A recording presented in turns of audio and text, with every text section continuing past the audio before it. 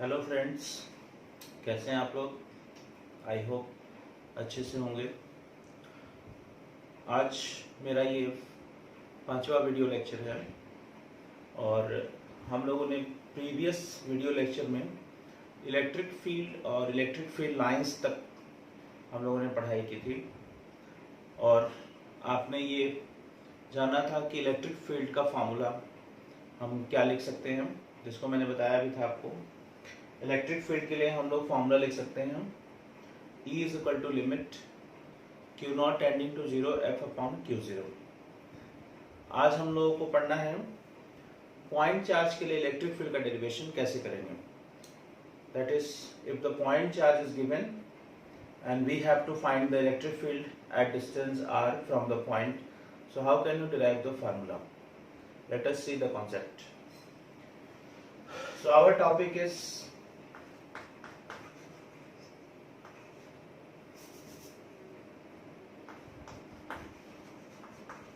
electric field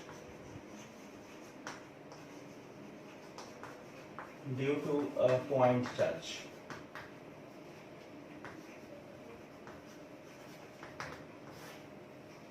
First of all, see the target. Target is that suppose this is the origin and plus Q charge is given here, and at distance r you have to derive the formula for electric field. सबसे पहले आपको ये जानना है कि हमको करना क्या है। तो हमारा टारगेट ये है कि हमको प्लस चार्ज Q दिया गया है, आपको प्लस Q के कारण P पॉइंट पर इलेक्ट्रिक फील्ड कैलकुलेट करना है। कैसे कैलकुलेट करेंगे, ध्यान से सुनिए। आपको मैंने कल बताया था, जो पिछला क्लास था उसमें मैंने आपको बताया था कि हमारे पास इलेक्ट्रिक फील्ड का मात्र एक ही फॉर्मूला है, E is equal to limit Q not tending to 0 F upon Q0। इसका मतलब कि अगर हमको फोर्स पता चल जाता टेस्ट चार्ज पर, तो हम टेस्ट चार्ज से डिवाइड कर देंगे और हमारा इलेक्ट्रिक फील्ड मिल जाएगा। तो इसके लिए हम क्या करेंगे कि P पॉइंट पर एक टेस्ट चार्ज रख देंगे। हमने क्या किया, टेस्ट चार्ज को P पॉइंट पे प्लेस कर दिया। अब प्लस Q के कारण टेस्ट चार्ज पर लगने वाला फोर्स देखेंगे, क्योंकि दोनों पॉजिटिव हैं तो आउटवर्ड्स होगा। So the force is this and direction is outwards. Clear? तो सबसे पहले इस फोर्स को हम लोग लिख लेंगे।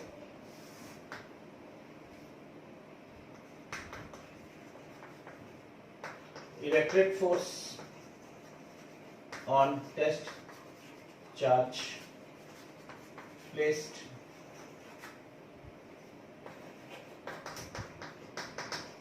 Eight point P।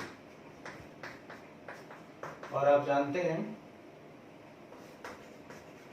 According to Coulomb's law, किसी भी दो चार्ज के बीच में फोर्स लगाने के लिए हमको कूलम्ब्स लॉ चाहिए। तो हम कूलम्ब्स लॉ से ये फोर्स लिख सकते हैं and the formula is 1/4 pi epsilon 0 Q1 Q2। So Q1 is Q, Q2 is Q0 and distance is r square. This will play the role of Q1, this is Q2 and distance is r and direction is outwards from O to P. So you can write along OP। बाहर की तरफ है, direction आप जरूर लिखेंगे क्योंकि vector quantity. Now electric field at point P। चूंकि हम लोगों को ये मालूम हो चुका है कि फोर्स आ चुका है, तो अगर हम टेस्ट चार्ज से इसमें डिवाइड कर देंगे तो हमारा इलेक्ट्रिक फील्ड आ जाएगा। So E is equal to limit Q not tending to 0 F upon Q0।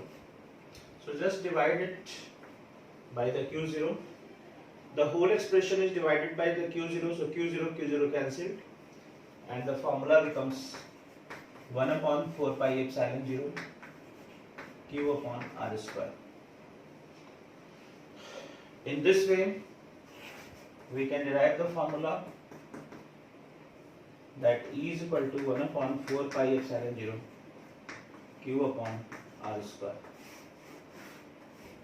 इस तरह से हम लोगों ने इलेक्ट्रिक फील्ड के लिए फॉर्मूला डिराइव कर दिया।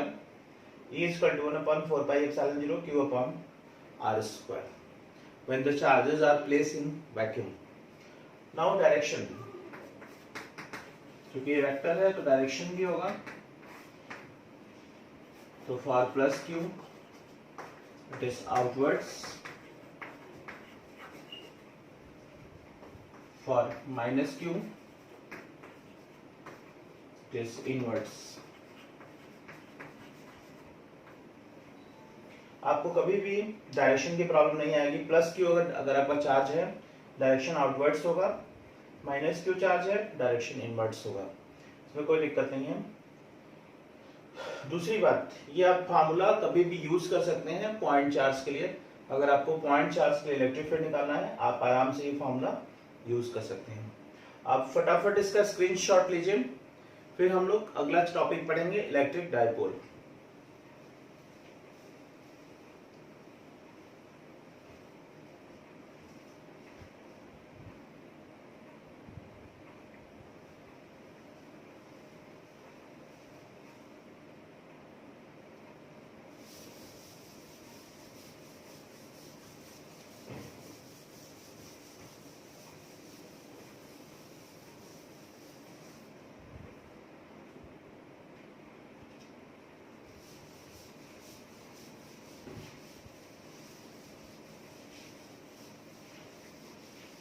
Now,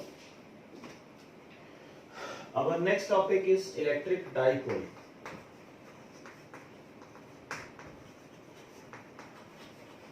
इलेक्ट्रिक डाइपोल क्या होता है? नाम से ही स्पष्ट है, इलेक्ट्रिक मीन्स चार्जेस होंगे, डाइपोल डाई मीन्स दो होते हैं, पोल मीन्स चार्जेस, पोलैरिटी। तो एक ऐसा सिस्टम जिसमें equal and opposite charges plus Q and minus Q separated by very small distance. Let the distance will be 2a. कुछ books में इसको 2l भी लिखा गया है, कुछ बुक्स में l भी लिखा गया है, लेकिन हम लोग एनसीईआरटी के अनुसार 2a लिखेंगे। एक ऐसा सिस्टम जिसमें इक्वल एंड अपोजिट चार्जेस हों और कुछ दूरी पे हो, बहुत स्मॉल डिस्टेंस होती है, 2a। 2a लेने का कारण है कि अगर हम सेंटर ऑफ द डाइपोल लेंगे और O, तो ये A और A में आराम से सेपरेट हो जाएगा, फ्रैक्शन में आंसर्स नहीं आएंगे और कोई दिक्कत नहीं है। तो इलेक्ट्रिक डाइपोल एक ऐसा सिस्टम है जिसमें two equal and opposite charges कुछ दूरी पे होते हैं। यहां तक कि आइडियल डाइपोल की डेफिनेशन होती है कि चार्जेस की वैल्यू बहुत ज्यादा हो और डिस्टेंस बहुत कम हो, तो उसको आइडियल डाइपोल कहते हैं। अब इसमें एक और टर्म आता है इलेक्ट्रिक डाइपोल। सबसे पहले हम लोग इलेक्ट्रिक डाइपोल की डेफिनेशन यहां से देख लेते हैं। A system having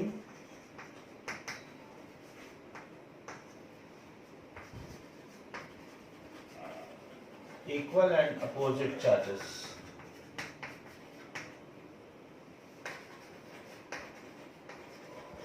separated by very small distance.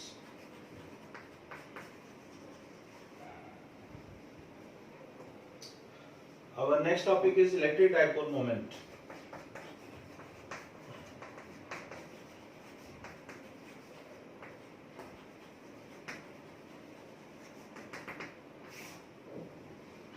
इस डाइपोल के लिए एक टर्म आता है इलेक्ट्रिक डाइपोल मोमेंट। क्वेश्चन अब ये उठता है कि इलेक्ट्रिक डाइपोल मोमेंट क्या होता है? तो ये स्ट्रेंथ बताता है इलेक्ट्रिक डाइपोल की, and it is the product of either charge and distance between the charges. कोई भी चार्ज ले लीजिए, उसका मैग्नीट्यूड ले लीजिए और उसके डिस्टेंस से मल्टीप्लाई कर देंगे तो उसको डाइपोल मोमेंट कहते हैं। So the product of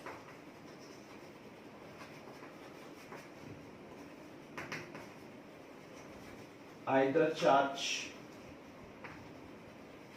and distance between the charges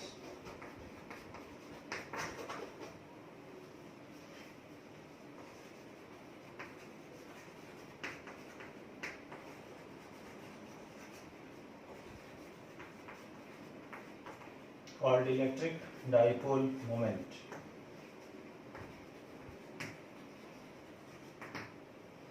mathematical इसका जो हम फॉर्मुलेशन कर सकते हैं डेफिनेशन के आधार पर, P is equal to Q into 2A।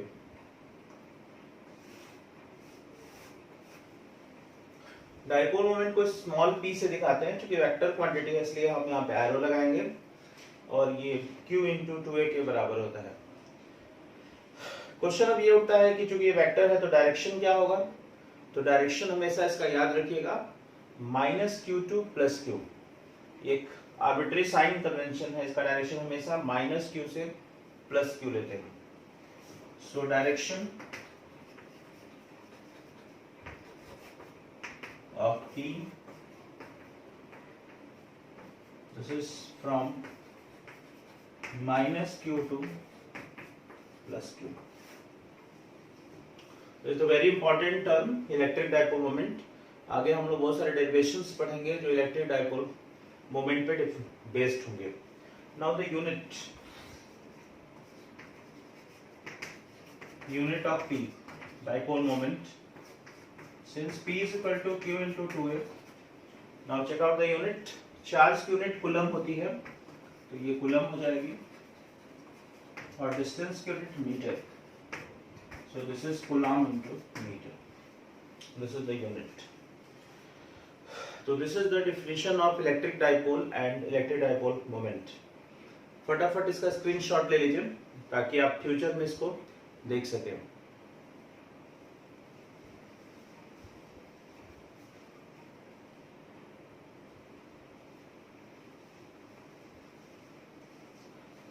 आते हैं हम लोग डाइपोल से रिलेटेड कुछ इंपॉर्टेंट टर्म्स के बारे में पढ़ेंगे।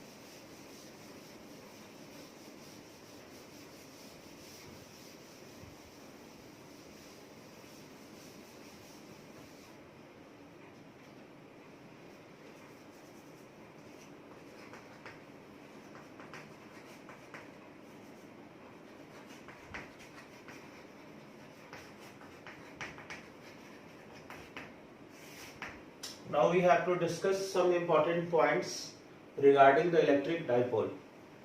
Dipole से related कुछ points हैं जिनको जानना है। जैसे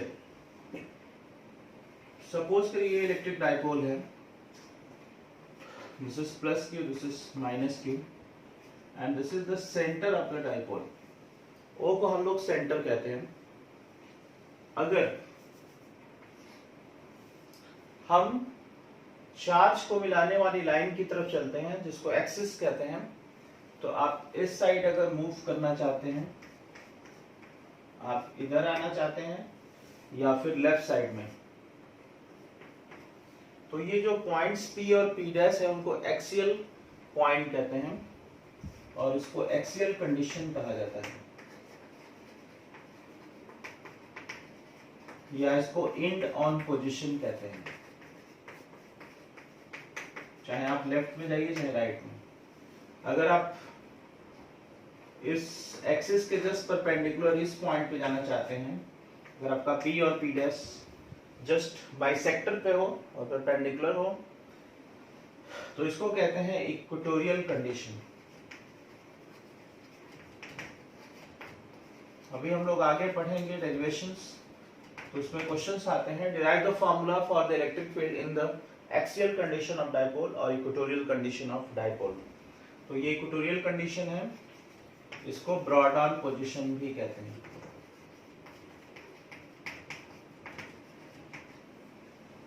और अगर मेरा पॉइंट ना एक्सिस पे है ना 90 डिग्री पे है, कहीं और है, जैसे मान लीजिए आपका पॉइंट अब यहाँ पे है, थीटा डिग्री पे है, तो इसको जनरल कंडीशन कहते हैं। This is called general condition.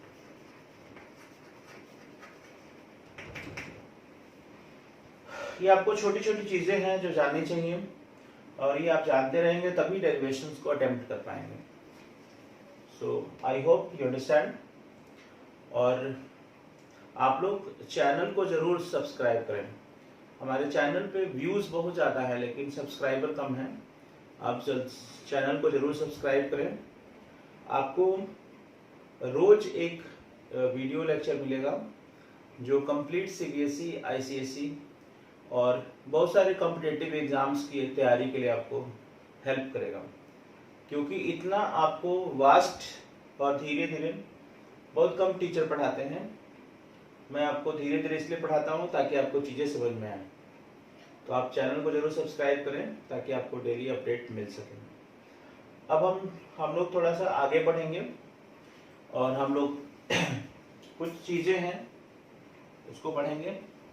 एक कॉन्सेप्ट है कंटिन्यूअस चार्ज डिस्ट्रीब्यूशन, उसको हम लोग डिस्कस करेंगे।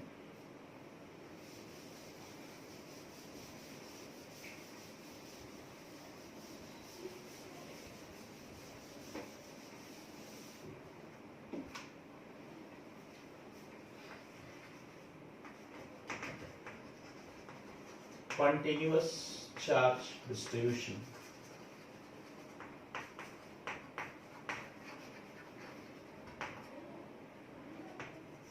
क्वेश्चन ये उठता है कि कंटिन्यूअस चार्ज डिस्ट्रीब्यूशन क्या होता है और क्यों यूज करेंगे इसको। देखिए, अगर पॉइंट चार्ज है आपके पास तो आप आराम से उसको ले सकते हैं, पॉइंट चार्ज है तो। लेकिन अगर चार्ज किसी बॉडी के लेंथ पे डिस्ट्रीब्यूटेड है, क्योंकि बॉडी तीन तरह की हो सकती है। एक ऐसी बॉडी जिसमें केवल लेंथ हो जैसे वायर, एक ऐसी बॉडी जिसमें केवल एरिया हो जैसे शीट, प्लेन लैमिना जिसको कहते हैं, और एक ऐसी बॉडी जिसमें वॉल्यूम हो, जिसमें जैसे आपका स्फीयर, सॉलिड स्फीयर। सो उन पे हम कंटिन्यूअस चार्ज डिस्ट्रीब्यूशन यूज करते हैं, जहाँ पे चार्ज डिस्ट्रीब्यूट हो जाता है। तो इसलिए तीन तरह की बॉडी होती है, इसलिए तीन तरह का चार्ज डिस्ट्रीब्यूशन भी होता है। पहला होता है linear charge density.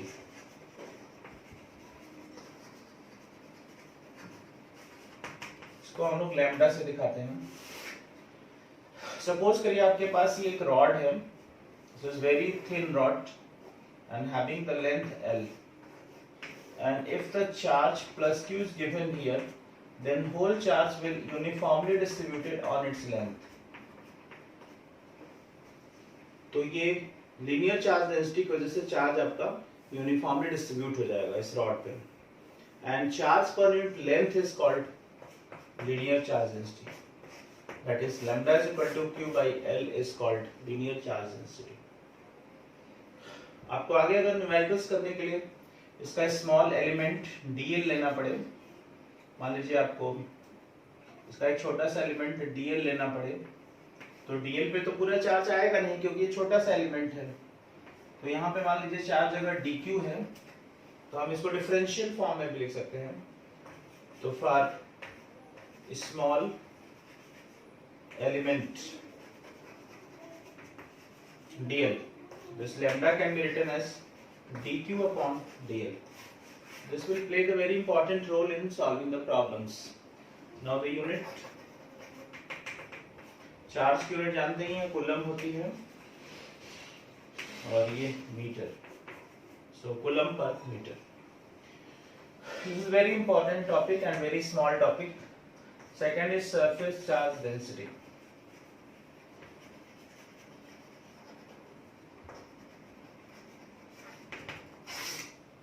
This will be noted by sigma.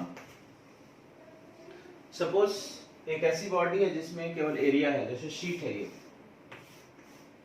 अगर हम शीट को चार्ज देते हैं, मान लीजिए इसकी एरिया A है, charge will distributed on its area uniformly like this. Suppose the plus Q charge is given to this sheet. So charge per unit area is called surface charge density, Q upon A. Charge per unit area को ही surface charge density कहते हैं। यहाँ पे भी वही बात है, अगर हम छोटा सा चार्ज एलिमेंट लेना चाहते हैं, इसका छोटा सा एरिया लेना चाहते हैं dA, बाद में हम लोग पढ़ेंगे। यहाँ पर इसको एरिया को हम लोग एरिया वेक्टर बनाएंगे, तो आपको नेक्स्ट क्लास में डिस्कस करेंगे जब हम लोग फ्लक्स पढ़ेंगे तब। तो for small area element dA, sigma is equal to dq upon dA. Again you can write unit coulomb per meter square. and third is volume charge density.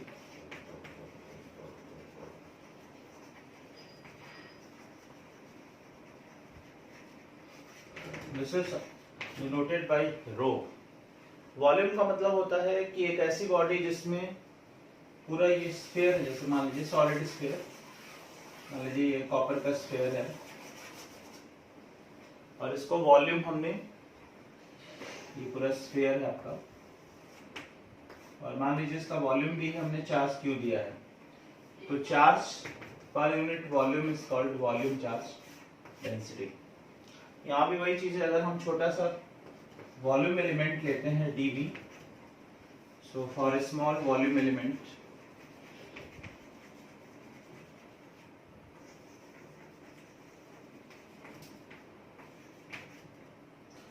rho is equal to dq upon dV. Now check out the unit. This is coulomb per meter cube. So these are the linear charge density, surface charge density and volume charge density. Charge density का आप use तब करेंगे जब आपका charge point charge नहीं होकर के charge किसी एरिया पर, किसी लेंथ पे या फिर किसी वॉल्यूम पे डिस्ट्रीब्यूट होगा। ठीक, इसका बहुत यूज है। नेक्स्ट वीडियो लेक्चर में हम लोग पढ़ेंगे प्रिंसिपल ऑफ सुपरपोजिशन और उस पे हम क्वेश्चंस को कैसे अटेम्प्ट कर सकते हैं। हम लोग क्वेश्चन करेंगे by the help of principle of superposition. So our upcoming lecture is principle of superposition and based problems so that you can attempt the problem. देखिए, थियरी आपकी अगर अच्छी रहेगी तभी आप प्रॉब्लम अटेम्प्ट कर पाएंगे। तो just focus on the theory. अगर आपके पास कॉन्सेप्ट नहीं है तो आप कुछ नहीं कर पाएंगे। Thank you. जल्दी से आप लोग स्क्रीनशॉट ले लीजिए।